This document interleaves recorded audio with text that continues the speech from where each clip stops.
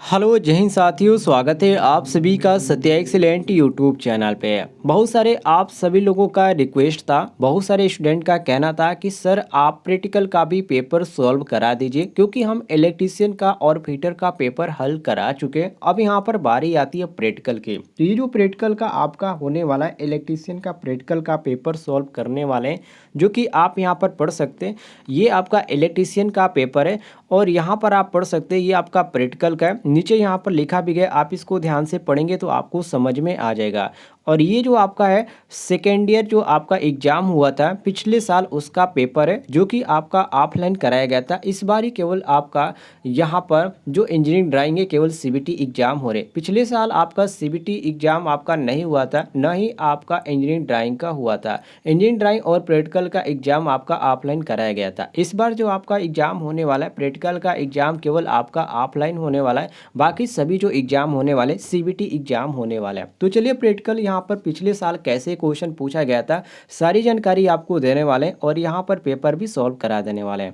सबसे पहला क्वेश्चन यहाँ पर देखिए, यहाँ पर सबसे पहले आप देखिए ये आपका टोटल 250 मार्क का होता है, जो कि सभी क्वेश्चन आपको करना अनिवार्य होता है और इसमें आपको मात्र 8 घंटे का समय दिया जाता है। और ये जो पेपर मैं सॉल्व करा रहा हूँ ऊपर आप पढ़ सकते हैं, second year annual examination 2 year trade के जो छात्र हैं उनके लिए करा रहा हूँ। चलिए पहला क्वेश्चन यहाँ पर कह रहा है कि identify the terminal of the a 3 phase squirrel cage induction motor. यहाँ पर आइडेंटिफाई करने के लिए कह रहा है कि जो यहाँ पर टर्मिनल है 3 phase induction squirrel cage induction motor का, उसको यहाँ पर डायग्राम बनाने के लिए कह रहा है। जिसमें ए ऑप्शन में यहाँ पर कह रहा है कि draw the circuit diagram of to identify the for 50 mark terminal in 3 phase squirrel cage induction motor में। तो इसको आप कैसे सॉल्व कर पाएंगे? देखिए इसमें सारी चीज़ आपको करने के लिए कह रहा है, इसमें टूल्स का नाम भी लिखने के लिए कह रहा है और यहाँ पर जो स्क्वायरल केज इंडक्शन मोटर है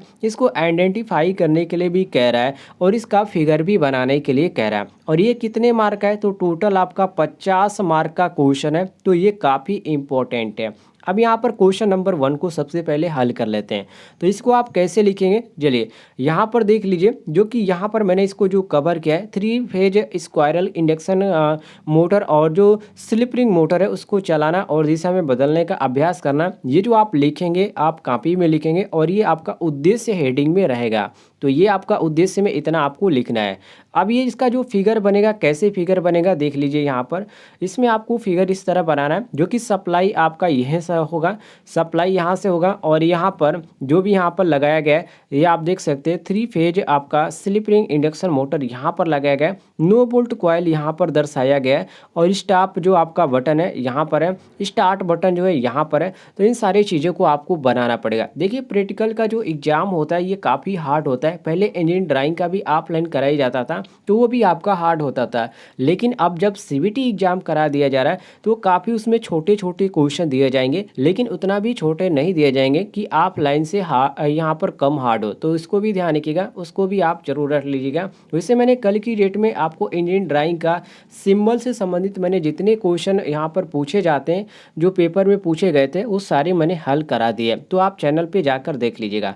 बाकी इसका जो फिगर बनने वाला है क्वेश्चन नंबर 1 का कुछ इस प्रकार का बनने वाला है, आप चाहे तो स्क्रीनशॉट करके रख लीजिएगा। नीचे आएंगे तो यहाँ पर आपको सामग्री, जो कि यहाँ पर बी में कहा गया था कि सामग्री को लिखना है कि कौन कौन सी सामग्री इसमें आपने उपयोग किया, जिसमें हमने पीवीसी वायर, टेस्टिंग लैंप और सीरीज टेस्टिंग कीबोर्ड और फ्यूज तार लैंप का उपयोग करते हैं। और इसमें ध्यान रखिएगा यदि लैंप की बात करें तो 100 से 200 वाट, ठीक है। और इसके बाद यहाँ पर टेप रोल का भी इसमें उपयोग किया जाता है। तो ये सभी चीज़ें जो आपको सामग्री में लिखना पड़ेगा।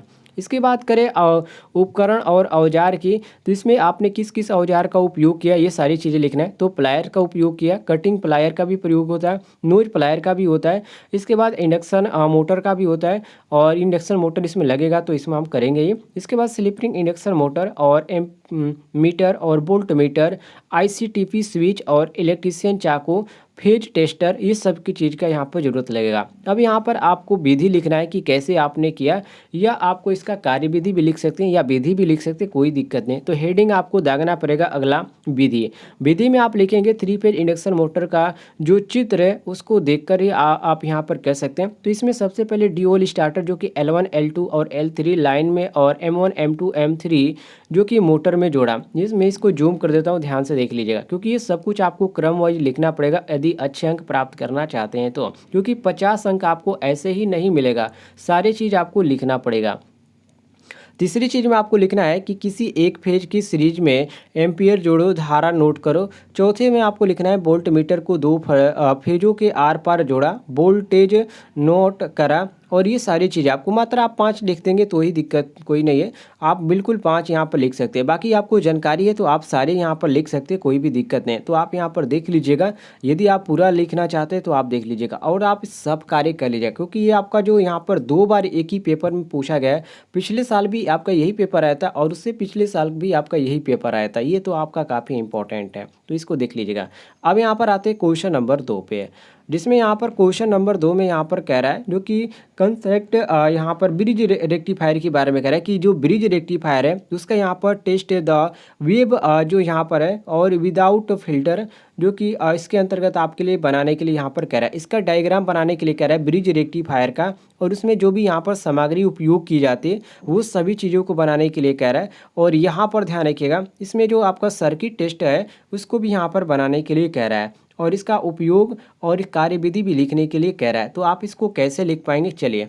ये थोड़ा सा पुराना पेपर है, इसलिए यहाँ पर जो है थोड़ा सा जूम करने पर फट रहा है, तो आप समझने का प्रयास कीजिएगा जो मैं बोला हूँ। देखिए, ब्रिज रेक्टिफायर का जो बनता है कुछ इस प्रकार का बनता है, और जो यहाँ पर सर्किट बनाने के लिए कह रहा था वे फॉर्म है, तो ये आपका ये चीज़ को कह रहा है, ठीक है। यहाँ पर आप देख सकते हैं ये जो दर्शाया गया इतना का ये बनाने के लिए कह रहा था, जो बी ऑप्शन में था, तो ये आप यहाँ पर बना देंगे। और बाकी ब्रिज रेक्टिफायर आप जो दागेंगे उद्देश्य में आप लिखेंगे ब्रिज रेक्टिफायर का अध्ययन करना, और उसमें आपको क्या करना है नीचे, उसके बाद आप क्या करेंगे फिगर बना देंगे। फिगर आपका कुछ इस प्रकार का बनेगा।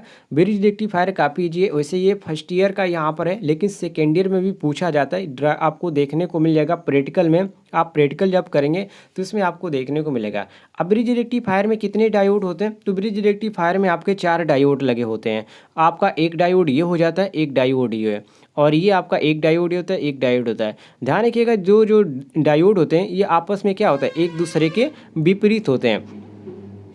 जैसे कि आप यहाँ पर इस डायोड को देखिए, ये जो डायोड है आपका क्या है, इस डायोड के विपरीत है, और ये जो डायोड क्या है, इस डायोड के विपरीत है। तो इस तरह आप इसको पहचान सकते हैं। जो सामने वाला डायोड होता है वो आपका एक दिशीय होता है, जैसे कि ये सामने का जो डायोड है ये एक ही दिशा में है, और ये जो सामने का डायोड है ये आपका एक ही दिशा में है। इस तरह आप इसको आसानी से पहचान सकते हैं। बाकी सारी चीज़ यहाँ पर बनाने के बाद आप इसको ज़रूर बनाइएगा, क्योंकि ये अलग से यहाँ पर कहा गया है क्वेश्चन में। ये आपका हो गया उद्देश्य के बाद चित्र। अब यहाँ पर बात करते हैं सामग्री का, किसमें क्या क्या सामग्री लगने वाला है। तो इसमें मल्टीमीटर लगेगा, ट्रांसफार्मर लगेगा और स्लो स्कोप लगेगा। कार्यविधि की बात करें तो इसमें आपको सारी चीज़ लिखना पड़ेगा, कैसे आपने कार्य किया। तो सबसे पहले आप लिखेंगे कि टेस्ट बोर्ड पर प्रतिरोध डायोड और कैपेसिटर को चोक करके चित्र के अनुसार कनेक्शन करें। दूसरी बात, अब स्विच को ऑन करें और सीआरओ पर इनपुट टर्मिनल को जोड़ें। सीआरओ पर प्राप्त तरंग रूपों को टेस्टिंग पेपर पर इसके बाद यहाँ पर सीआरओ पर आउटपुट टर्मिनल को जोड़े तथा सीआरओ पर प्राप्त तरंग रूपों को नापे। यह पूर्ण तरंग रेक्टिफायर रूपों जैसा होगा। तो ये आपका देख सकते हैं कार्यविधि में मात्र 3 लिखा गया। 3 आपका इंपॉर्टेंट होता है। कभी कभी यहाँ पर यदि ज़्यादा बड़ा यहाँ पर चित्र हो जाता है तो इसका 5 भी लिखने को पड़ जाता है। सावधानियाँ में आपको लिखना है। सावधानियाँ में आपने किस किस बात का यहाँ पर सावधानियाँ रखें, तो कनेक्शन ठीक व कसे होना चाहिए, ये सबसे पहली बात। दूसरी बात, डायोड की एनोड और कैथोड वाले सिरों को ट्रांसफार्मर के साथ लगाना चाहिए। तीसरी बात की रीडिंग ध्यानपूर्वक नोट करनी चाहिए। ये आपका हो गया, ठीक है। अब यहाँ पर देखिए, अब यहाँ पर आगे कह रहा है क्वेश्चन में कि यहाँ पर क्वेश्चन नंबर 3 के पे आते हैं। तो क्वेश्चन नंबर 3 में साथियों कह रहा है speed control DC motor field control method के अनुसार यहाँ पर आपको कह रहा है। इसका डायग्राम बनाने के लिए कह रहा है। डायग्राम भी आप बनाएंगे जो कि डीसी मोटर के अंतर्गत फील्ड कंट्रोल करने के लिए कह रहा है। और यहाँ पर आप बनाएंगे राइट द रिक्वायर्ड टूल्स, मतलब कि जितने यहाँ पर इसका जो टूल्स है वो सारे टूल्स जो इसमें मटेरियल के रूप में उपयोग करें उसको भी बनाने के लिए कह रहा है। और इसके बाद यहाँ पर perform speed control DC motor field control method के लिए यहाँ पर कह रहा है, तो इसका भी आपको डायग्राम बनाकर इसकी कार्यविधि को लिखने के लिए कहा जा रहा है। अब इसका आप कैसे करेंगे तो देखिए, यहाँ पर मैंने यहाँ पर पहले से कवर कर लिया, तो इसमें यहाँ पर उद्देश्य में आप सबसे पहले लिखेंगे कि डीसी मोटर की गति नियंत्रण करने हेतु वार्ड लियोनार्ड कार्यविधि का जानना और वार्ड लियोनार्ड सिस्टम में वाइंडिंग परिपथ को समझना। ये आसानी से इस विधि के अंतर्गत आप इसको समझा सकते हैं, इसी विधि के अनुसार आप कर सकते हैं। जो आपका फिगर बनेगा आप यहाँ पर देख सकते हैं, कुछ इस प्रकार का आपका फिगर बनेगा, जिसमें यहाँ पर बस बार कहाँ पर है, यहाँ पर दर्शाया गया है।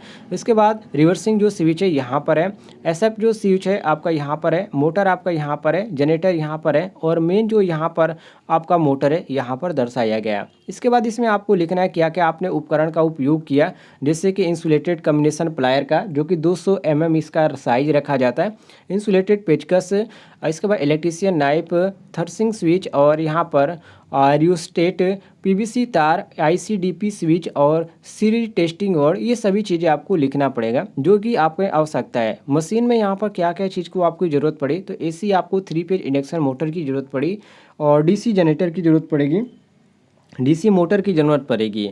इसके बाद यहाँ पर आपको कार्यविधि लिखना है। कार्यविधि में आपको लिखना है सभी सामान लेकर मशीनों तक जाएं। दूसरी बात, 3 फेज इंडक्शन मोटर के जनरेटर के साथ कपलिंग करें और 3 फेज मोटर का आईसीडीपी स्विच जो होता है उसको स्टार में कनेक्शन करें।